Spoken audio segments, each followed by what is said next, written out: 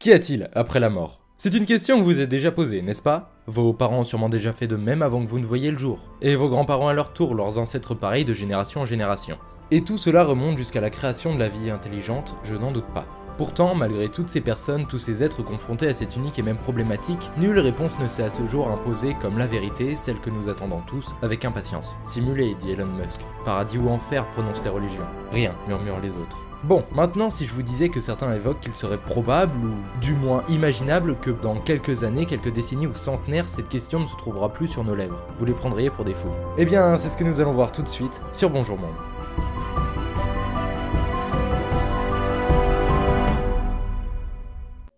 Initiative 2045 est un projet lancé en 2011. Sorti tout droit de la cervelle du milliardaire russe Dmitri Etskov, il a le but présomptueux de simplement vouloir éliminer la mort. Éliminer la mort, mais comment ça?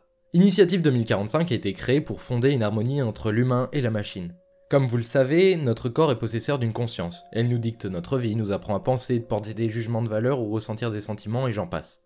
Bien qu'elle ait souvent été imaginée comme quelque chose de bien distinct du corps dans le temps, vous savez tous aujourd'hui que cela se joue dans vos neurones. Nous en revenons à notre cher Dmitri. Son idée ambitieuse est de dissocier justement cette dite conscience afin de l'intégrer dans un hologramme, un corps virtuel dénué de vieillesse. Il a pour cela mis en place un planning formé de plusieurs étapes, allant de la création de l'avatar jusqu'au transfert du cerveau humain dans celui-ci. Mais on ne va pas s'attarder sur les détails. Pourquoi? Bonne question, je le conçois. J'ai utilisé ce projet pour introduire certaines questions que soulève la problématique de l'immortalité, ou plutôt de la prolongation très élevée de la durée de vie humaine. Nous allons donc nous concentrer non pas sur la technique, mais plus sur l'éthique que la thématique soulève. Avant la réalisation de ce contenu, j'avais prévu d'exposer mes avis, puis de les confronter aux vôtres suite à la sortie de la vidéo. Mais je me suis ravisé et décidé que de faire l'inverse était, je pense, plus constructif. J'ai donc posé 3 questions sur le réseau de l'Oiseau Bleu sur le thème de l'immortalité. Certains ont joué le jeu et m'ont apporté leur opinion tout en soulevant des arguments que je n'aurais pu imaginer. Si vous êtes ici devant cette vidéo, je vous en remercie encore, vous avez permis d'élargir mon point de vue, de produire un contenu plus constructif. Qui sait, aurais-je peut-être de nouveau besoin de vous? Bien, je pense que nous pouvons commencer. Pourquoi accéder ou non à l'immortalité, si l'on considérait que cela était faisable en oubliant les contraintes liées à l'argent?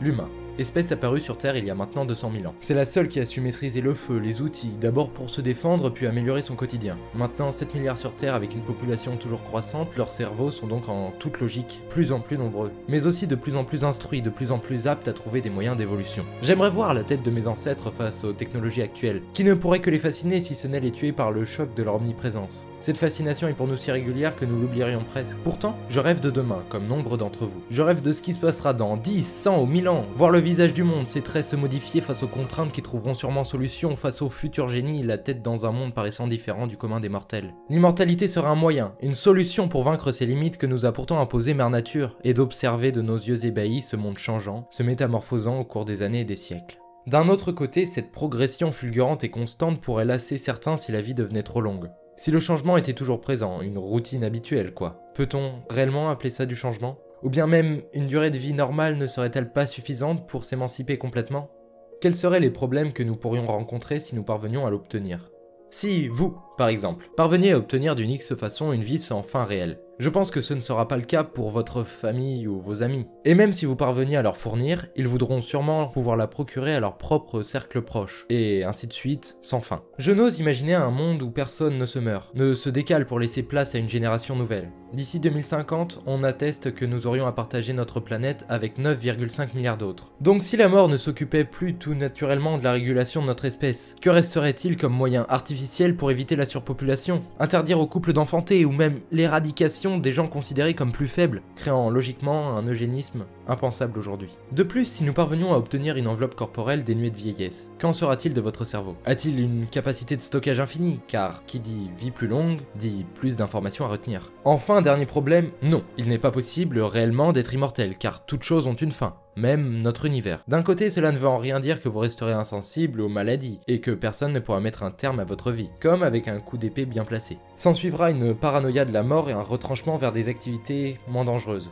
La vie en sera moins intense. Se dessinera-t-il un avenir de plus en plus élitiste pour l'humanité suite à l'arrivée massive des nouvelles technologies, pas toutes disponibles au grand public? Nous vivons dans un monde régi par l'argent, le système capitaliste. Il y a ceux qui en ont plus et ceux qui en ont moins, basique. Ils n'accèdent donc pas aux mêmes privilèges et ceci se passe aussi par l'accès à la technologie. Le smartphone ou l'outil que vous utilisez maintenant même pour regarder cette vidéo, si vous pouviez le donner à un membre d'une tribu reculée, cela le surprendrait, logique. Pourtant, cette surprise pourrait être vôtre si l'on vous confrontait à l'un de ces produits de luxe qui vous attire sans que vous ne puissiez vous le procurer.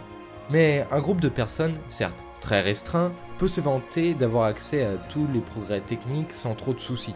Au fil des années, le fossé entre eux et le reste de la population se creuse et s'élargit, nous distançant un peu plus des nouveautés toujours plus coûteuses. Le monde est ainsi, les riches s'enrichissent et les pauvres s'appauvrissent. Et si une révolution comme l'immortalité se présentait, ils sauteront dessus, laissant les autres inévitablement de côté. Voilà mes avis sur les différentes questions, si vous voulez y répondre, les voici. Ah oui aussi, j'oubliais, j'ai participé à la création d'une vidéo sur la chaîne de CyanXL. On y parle de la place des métiers avec l'arrivée massive des nouvelles technologies et le tout en animation. Si vous pouviez aller les voir, ce serait génial. CyanXL traite de beaucoup de choses très intéressantes comme l'intelligence artificielle. Une bonne chaîne à découvrir donc si vous cherchez des contenus du genre. Cette vidéo a été longue à produire, j'espère donc qu'elle vous aura plu. Nous sommes d'ailleurs toujours un peu plus ici à chaque fois qu'un contenu est publié, c'est incroyable. Bien, je ne vous embête pas une seconde de plus, au revoir et peut-être à bientôt.